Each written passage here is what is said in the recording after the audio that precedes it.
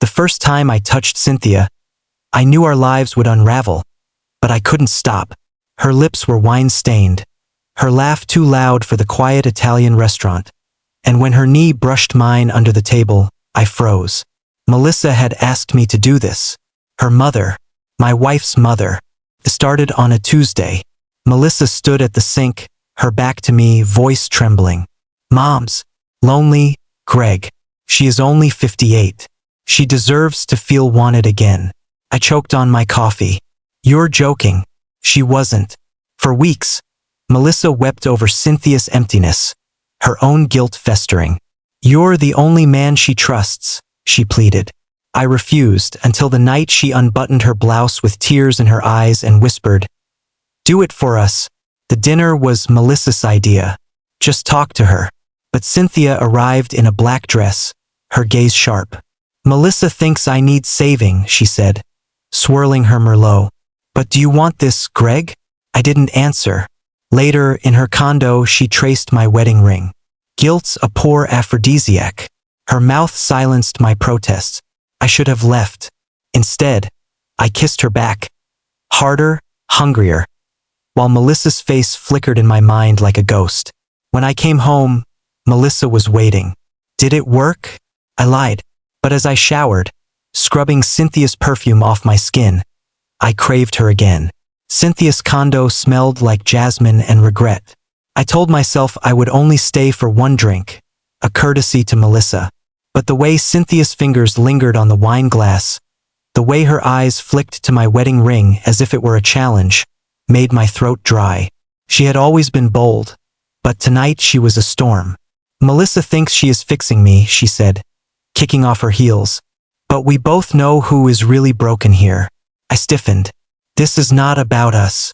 She laughed, low and bitter. "You have been staring at my neck all night. Don't pretend you're noble." The air thickened. I stood to leave, but her hand caught my wrist.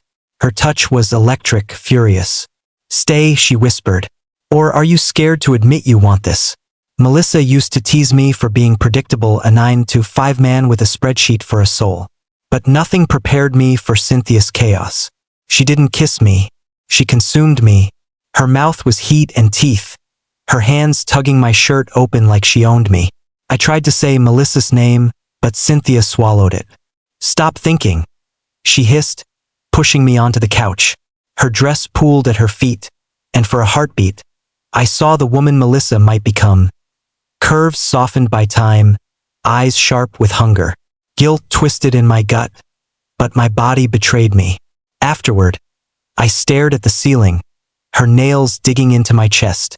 "This stays between us," I said, voice hollow. Cynthia smirked. "Liar. You will be back." Melissa was waiting on the porch when I got home, her face pale under the porch light. "Did it work?" "It is done," I lied, kissing her forehead. She smelled like lavender soap, innocence clinging to her skin. But that night, I dreamt of Cynthia. Her laugh, her nails, the way she had whispered, again before I left. I woke up sweating, my heart a drumbeat of shame. Days blurred. Melissa started yoga classes that left her flushed and distant. I didn't ask. Instead, I found excuses to drive past Cynthia's street, circling like a moth. One rainy Thursday, I broke. Her door swung open before I knocked. "Took you long enough," she said, pulling me inside. This time, there was no pretense. We crashed against the hallway wall, her legs locking around my hips. It was raw, reckless, a collision of guilt and greed. Later, as I dressed, she lit a cigarette. "Melissa's seeing someone," she said casually. I froze. "What?" "A man from her gym. Tony, I think." She blew smoke toward the window. "But you already knew that, didn't you?" I hadn't. Rage coiled in my chest. Not at Melissa, but at her. "Why tell me?" Cynthia stubbed out the cigarette. "Now we're even." That night, I grabbed Melissa's phone while she slept. 3 texts from Tony. "Can't wait to see you tomorrow. You're addictive. Leave him." I hurled the phone against the wall. It shattered just like us. Melissa jolted awake. "Greg?" I didn't speak, didn't blink, just walked out, got in the car, and drove to the only place left where I mattered. Cynthia opened the door in a silk robe, her smile a knife. Trouble in paradise? I pushed inside, slamming her against the door. You win. Her laugh was dark, triumphant. I always do. The rain hissed against Cynthia's bedroom window like a secret we couldn't keep. Her nails carved crescent moons into my back as I moved, both of us chasing something that felt less like pleasure and more like punishment. Mine, she growled, her teeth grazing my ear, and for a heartbeat, I believed her. Melissa had stopped asking where I was. She had stopped asking anything at all. Some nights, I would come home to find her curled on the couch, scrolling through her phone with a smile that didn't belong to me. Other nights, the house stood empty, the silence echoing with the ghost of her perfume. She is with him again, I spat at Cynthia one evening, my voice thick with bourbon and self-loathing. We were tangled in her bedsheets, the room reeking of sweat and betrayal. Cynthia traced the scar on my shoulder, a relic from a hiking trip Melissa and I took years ago. Jealousy's ugly on you, Greg, she purred. But then again, so is guilt. The condoms were a mistake. I had bought them at a gas station on the way to Cynthia's, my hands shaking so badly the clerk raised an eyebrow.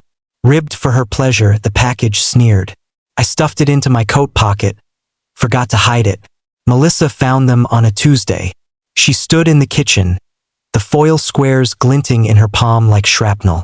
What the hell is this? Her voice was quiet, lethal. I froze, the coffee pot dripping onto the counter. They are old, I lied. From our trip to Niagara. Do not. Her eyes flashed. We haven't used condoms in years. Panic surged. I lunged for them, but she stepped back, her laugh brittle. Who is she, Greg? Some girl from the office? Or her face paled. Mom? The word hung between us, a grenade without a pin. You're one to talk, I snarled, clawing for higher ground. Tony, you're addictive, right? Leave him. Melissa staggered as if I had struck her. You went through my phone? You destroyed our marriage first. I drove to Cynthia's in a haze, the condom packet still crumpled in my fist. She answered the door in a sheer lace robe, her smirk fading when she saw my face. Rough night? Melissa knows. For the first time, Cynthia looked uncertain. She poured 2 glasses of scotch, her hands steady. So what? She wanted this. We wanted this. Did we? I knocked back the drink, the burn doing nothing to numb me. Or did you just need a pawn? Her slap stung. You came to me, Greg. Every damn time. I grabbed her wrist, pulling her close. And you let me. We collided again. Anger and lust blurring into something that felt like love. Or ruin. The text came at 3 a.m., my phone buzzing like a live wire on Cynthia's nightstand. Melissa, we need to talk tomorrow. I didn't reply. Instead, I watched Cynthia sleep, her face softer in the dark. My phone buzzed again. A new number. Unknown. It's Cynthia. I'm pregnant. The screen blurred. I read it twice, 3 times, my breath shallow. Cynthia stirred, her hand sliding over my chest. Greg? I stood, dressing in the dark. I have to go. Wait, but I was already gone. Melissa was on the porch when I got home, her arms wrapped tight around herself. Where were you? I opened my mouth, but the lie died when her gaze dropped to my neck, to the fresh bite mark Cynthia had left. She laughed then, a sound like breaking glass. Guess we're even. The front door slammed. I stood in the rain, Cynthia's text burning in my pocket, wondering how the hell we had let the fire consume everything. The rain soaked through my shirt as I stood on the porch, Cynthia's text burning a hole in my pocket. Pregnant. The word pulsed in my skull like a curse. Melissa's laughter still rang in my ears, sharp, broken, as I turned and fled back to the one person who had reveled in this chaos. Cynthia opened her door before I could knock, her robe barely tied. Back so soon? Her smirk faltered when I shoved the phone in her face. Explain now. She glanced at the text, her expression unreadable. It is a possibility, Greg. Biology isn't a spreadsheet. Possibility? I gripped her shoulders, my voice cracking. Is it mine? Or Tony's? Her eyes narrowed. Wait, you think I am sleeping with Tony? Aren't you? She laughed, cold and bright. Oh, Greg. Melissa's the one fucking him. I just watch. The floor tilted. What? She brings him here sometimes. Thinks I don't notice the noises. Cynthia lit a cigarette, her hand steady. Guess we are all full of surprises. I drove home in a blur, the windshield wipers fighting a losing battle against the storm. Melissa was in the kitchen, her back to me, clutching a glass of wine. How long? My voice was a stranger's. She didn't turn. Long enough. With Tony? In your mother's house? She spun, her eyes red-rimmed. You're really judging me? You have been inside her. Greg, don't you dare. I slammed my fist on the counter. You asked me to. I didn't ask you to enjoy it. She hurled the glass. It shattered against the wall, blood-red wine dripping like an open wound. We stared at each other, chests heaving. Then she whispered, I am pregnant too. The air left the room. What? 8 weeks. Her hand trembled as she touched her stomach. I was going to tell you before. All this. Is it yours? She laughed bitterly. Does it matter? The doorbell rang. Cynthia stood on the doorstep, her hair plastered to her face by the rain. We need to talk. Melissa froze. Mom? Both of you. Now. Cynthia strode in, her robe dripping onto the rug. The baby, it is Greg's. Melissa swayed. What? I did the math, Cynthia said, her voice clipped. Timing lines up. You knew? Melissa's scream tore through the room. You knew and you still? You begged us to. Cynthia shot back. You wanted me fulfilled, remember? Well, congratulations. Melissa lunged, but I caught her, her fists pounding my chest. You monsters. Both of you. Cynthia grabbed her arm. Melissa, stop. Don't touch me. She jerked free, clutching her stomach. Her face paled. Oh God. Melissa? She crumpled to the floor, a dark stain spreading across her jeans. Call 911. I roared, cradling her head. Cynthia stood frozen, her hand over her mouth. Now. The ambulance lights bathed the street in pulsing red. Melissa's hand was cold in mine as they loaded her onto the gurney.